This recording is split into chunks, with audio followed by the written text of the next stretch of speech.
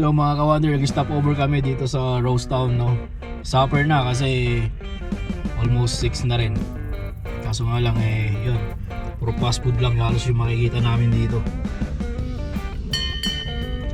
So binabanatan ko ngayon ay ano to? Chicken Chicken strips. Tsaka cheese roll. Yung ba yung tawag dyan? Nasa 7-Eleven. Yum, yum, yum. Wala kasi kaming baon eh. Dito sa A&W. Hindi naman ang burger. Bawi na lang. Pagdating doon, Jollibee. A few minutes later. Okay, time check. 6:12 in the evening.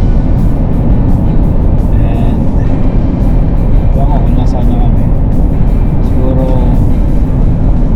nakalabas lang namin ng Rosetown 20 minutes ago. So yun, inaantok na ako sa change driver muna. Tapos after 1 hour, change ulit. Tapos after 1 hour ago, almost 1 hour ago. 1 hour ulit, change driver ulit.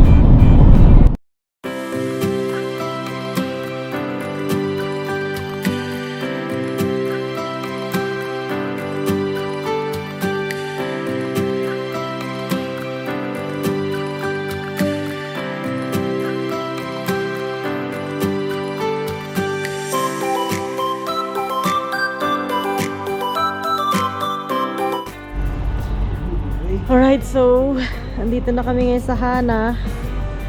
2.5 hours drive away na lang kami. Mag-arrive na kami sa Calgary. So naggas muna kami dito. Malamig na. Ayan. Giniginaw na si Habi.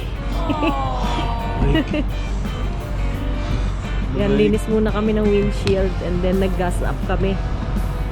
Kasi malayo na ulit yung susunod. Actually, yung drive namin from Rosetown to Hana, parang almost ilang oras? 2.5? 3? 3 hours? Bakit? Lamig, Oh, lamig, two- lamig. almost 2.5 siguro na drive yun. Dire-diretso, walang gasolinahan. So dito na uli kami nakapag-gas pa sa Hana. Tapos sunod na ito, Calgary na. Dire-diretso na kami. So again, yan.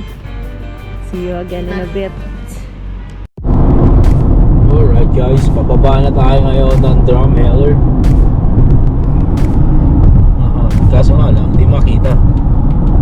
Gabi na eh. Zigzag. Sa paligid ay mga hills. Galing sa hinukay na Dinosaur. dinosaur. Sakit sa tenga. Yeah, may pressure kasi from taas ka eh. So guys, sa mga nakakaalam, syempre alam na nila to. Nadadaanan nila lagi. Pupunta ka ng Drumheller, ay ng Calgary. Galing kang Saskatchewan. Dadaanan mo to. So nung mga nakakaalam, bulubundukin to para may mga hills. Pero dahil sa gabi, hindi siya makita.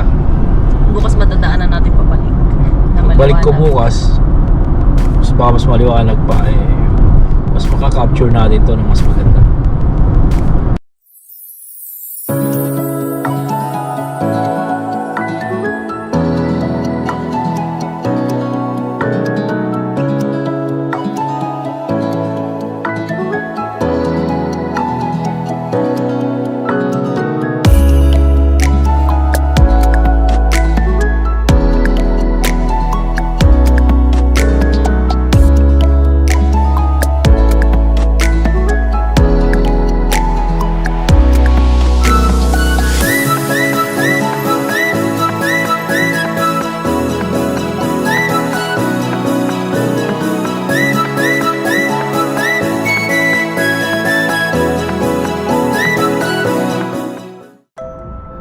So guys, arrive na kami dito sa Calgary at 11 a.m. 11 p.m. sorry. 11 p.m. na. So late na kami. Late na kami. Nagkasama ko. So there you go.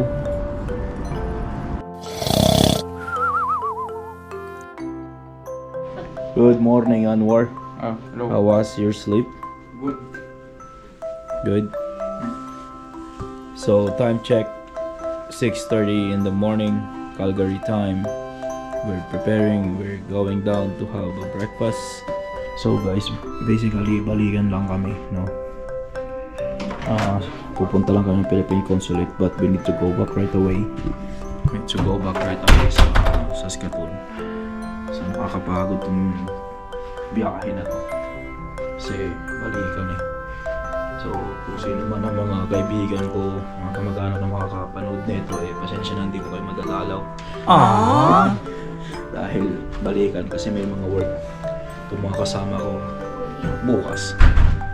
So, after namin sa consulate, babalik agad kami right away sa Saskatoon.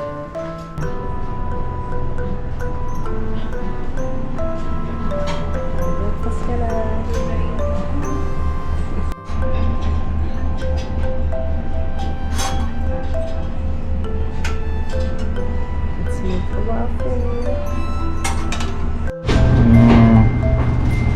Guys, good morning. Yung breakfast ko ngayon. Mayroon akong apple juice, banana, cheese and egg roll, egg and sausages. So, breakfast kami. Yummy. Tuntawan ako ng kapatid ko.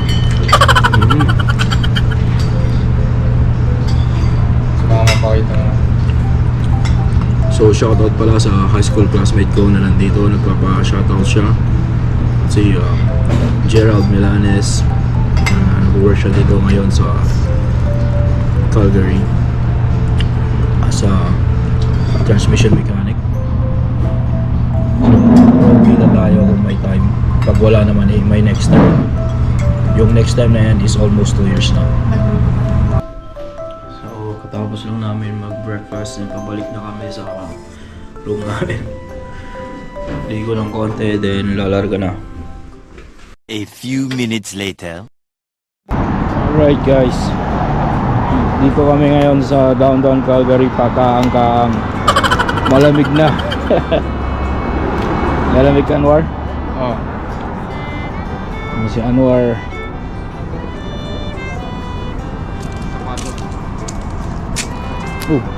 Meron pa. Kala ko walang May shoes dito, nakakalat.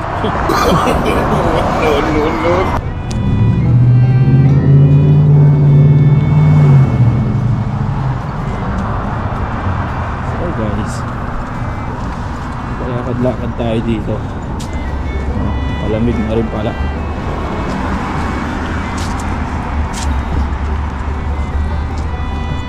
So it will take us 5 minutes walk from the hotel we stayed to the Philippine Consulate, kung saan kami pupunta. So we have an appointment there around 9, marami din lang pala dito. Kala ko and then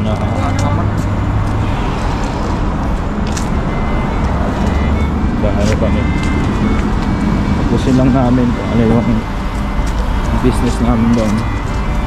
Then siguro kain lang ng konti when straight back to Saskatoon na. May Anwar naglalakad dito. Yo Anwar, you have a good sleep? Yeah.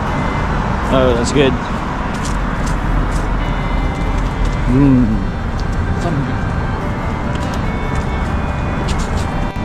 So dito sa Calgary, daming construction pa ngayon. Then dami rin mga one way. So kung magagawi kayo dito, may dala kayong sasakyan, be observant. Kasi may mga streets na talagang one way lang. One time way back, I think 3 years ago, nandito kami, hindi namin napansin, one way, pinasok namin, sa lubong namin lahat ng sasakyan. I just don't know which particular street that.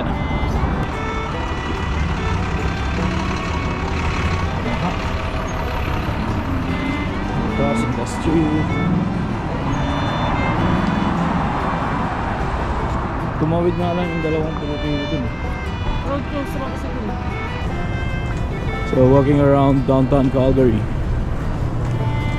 Mal, picture mo.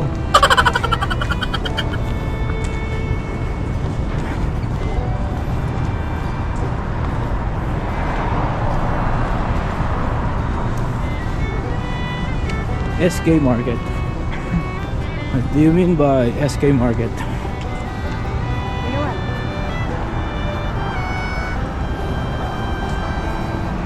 Ito yung Calgary Tower. Ba't nakamas kayo ma? That's the Calgary Tower.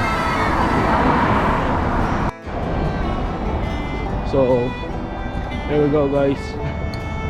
Philippine Consulate at Calgary. Dito ba yan?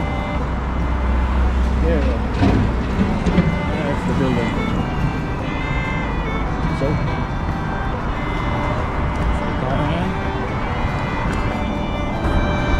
good morning.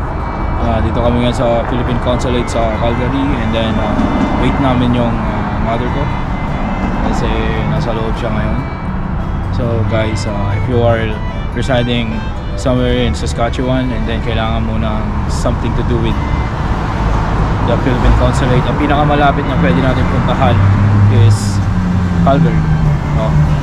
So kailangan namin punta dito because of her processing ng kanyang retirement. So ayun, pwede pa pala kahit na nag-retire na siya sa Philippines, makakakuha ka pa rin pala ng ng pension. Though Canadian citizen na siya, pero ganun pwede pa rin pala. So then kailangan mo yung red seal ba yun? Yung kailangan magpa-notaryo. Yan, Red ribbon. notary, and then yung red seal. Ayun, so dito kami ngayon. Pero balikan lang to. Nakakapagod na biyahe to kasi kailangan namin bumalik right away sa Saskatoon. Balikan lang, inaantok pa nga ako. So right after this, we need to straight back to Saskatoon. So update namin kayo. Siguro at least makakain man lang kami ng Jollibee dito, no? Kasi gutom na yung tiyan ko eh. Okay, bye for now mga ka-wonders.